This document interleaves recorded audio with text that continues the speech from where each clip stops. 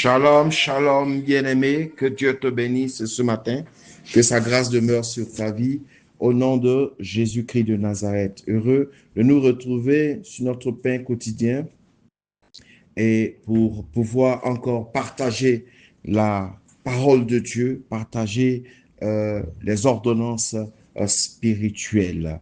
Nous avons été nourris par nos pasteurs tout le long de ce mois sur le thème du mois qui est Annonce la grâce. Et le thème de la semaine, Annoncer l'évangile.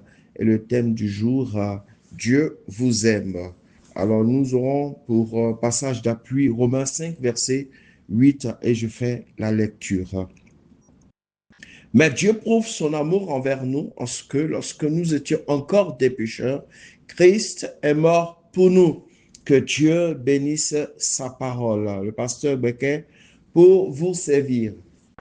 Alors, nous avons l'habitude de dire que celui qui aime doit être capable de donner.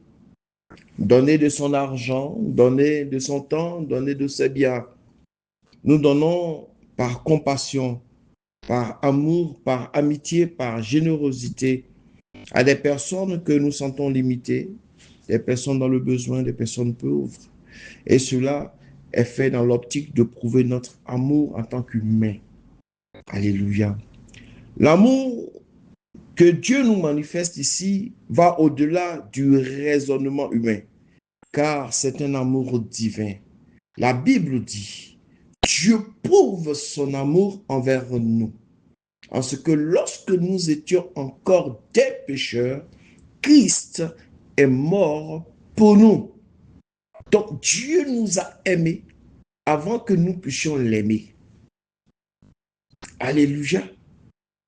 Dieu nous a portés en lui, dans son cœur, pendant que nous n'étions même pas en train de penser à lui. Ce passage illustre l'amour inconditionnel et sacrificiel de Dieu. Il souligne que Dieu n'est pas mort pour des personnes méritantes, mais pour des êtres humains imparfaits, incapables de se sauver eux-mêmes. Un pécheur est une personne qui n'a pas accepté le Christ et son évangile. Dieu, donc, qui est opposé, donc le pécheur, qui est opposé à Dieu. Dieu prend l'initiative d'aimer et de sauver l'homme, pendant que celui-ci est un ennemi spirituel. Romains 5, verset 7 nous dit, « À peine mourra-t-on pour un juste, quelqu'un peut-être mourrait-il pour un homme de bien. » Alléluia. Ça veut dire qu'il nous serait difficile même de mourir pour quelqu'un de juste, de mourir pour quelqu'un de parfait. Mais Christ est venu mourir pour nous. C'est bien la preuve de son amour pour nous qui est l'acte sacrificiel que accomplit notre Sauveur à Golgotha. Mais pourquoi Dieu prouve son amour? Dieu prouve son amour parce que 700 ans avant la venue de notre Seigneur Jésus-Christ, le prophète Ésaïe prophétisait déjà sur sa naissance, sur la venue du Messie, et qu'il allait naître au travers d'une femme vierge qui allait tomber enceinte et qui allait faire venir le Messie sur la terre. Et ce temps prenait, cet accomplissement prenait du temps. Et les gens ont commencé à douter de lui et ont commencé à le traiter de tous les maux. Je voulais ouvrir une parenthèse pour dire à quelqu'un que si tu as reçu une prophétie, tu as besoin de savoir que entre la prophétie et l'accomplissement, il y a un fossé. Et c'est toi qui dois combler ce fossé par la prière, par ta prière, par ta communion, par ta foi et ne pas douter de ce que Dieu a dit au travers de ses serviteurs sur ta destinée. Alléluia. Alors, lorsque le temps est venu, le temps marqué de Dieu, le temps résolu, le temps voulu, Dieu a prouvé son amour en envoyant Jésus-Christ sur la terre au travers d'une vierge. La Bible dit en Jean 3,16, car Dieu a tant aimé le monde qu'il a donné son Fils unique, afin que quiconque croit en lui ne périsse point, mais qu'il ait la vie éternelle. Bien-aimés, personne ne peut agir ainsi pour nous, mais Dieu l'a fait, à cause de son amour parfait pour toi et moi. Je veux t'encourager à ne pas douter de l'amour de Dieu pour toi, car il n'a pas regardé à ton péché, il n'a pas regardé à ta situation, il n'a pas regardé à ta condition pour te prouver son amour. Alléluia.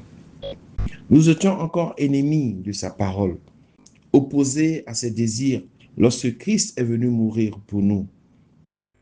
Lorsque Christ est venu se donner pour nous, puisque Dieu t'a aimé, pendant que tu ne le méritais pas, c'est bien pour cela que chaque matin tu reçois ces paroles de vie du pain quotidien, ces paroles qui restaurent, ces paroles qui renouvellent tes forces. Alors, obéis à ces ordonnances en allant prêcher l'évangile aux autres, en allant dire aussi à quelqu'un qui serait malade, quelqu'un qui serait fatigué, quelqu'un qui serait dans les difficultés, quelqu'un qui serait dans des problèmes, qu'il n'est pas seul et que de la manière que Dieu t'a aimé, Dieu aime aussi cette personne. Va et dis à celui-là même qui passe son temps à accuser Dieu de tous les maux de sa maison et de sa famille, que Dieu l'aime toujours et Dieu a un plan glorieux et merveilleux pour sa destinée. Ce n'est pas à nous de choisir celui ou celle qui mérite de recevoir l'évangile. L'ordonnance divine est claire. Allez partout. Donc, ne pas trier de lieu. Alléluia. Que le temps soit favorable ou pas, alors qu'il neige, qu'il pleuve, qu'il fasse chaud, tu dois prêcher l'évangile. Il dit jusqu'aux extrémités de la terre, ne pas limiter sa zone d'intervention. Ne pas rester qu'à la maison, ne pas rester que dans son quartier, autour de ses amis.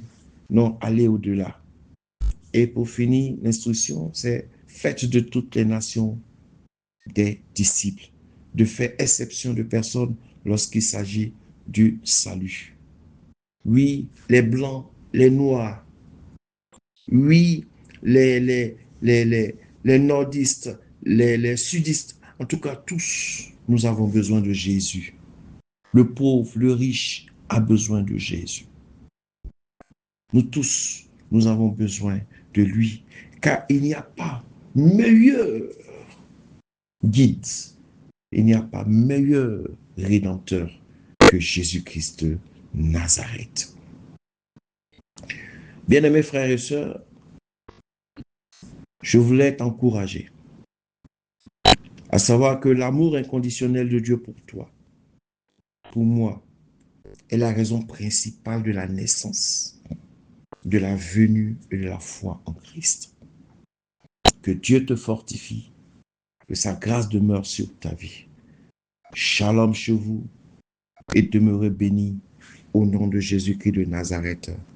Amen.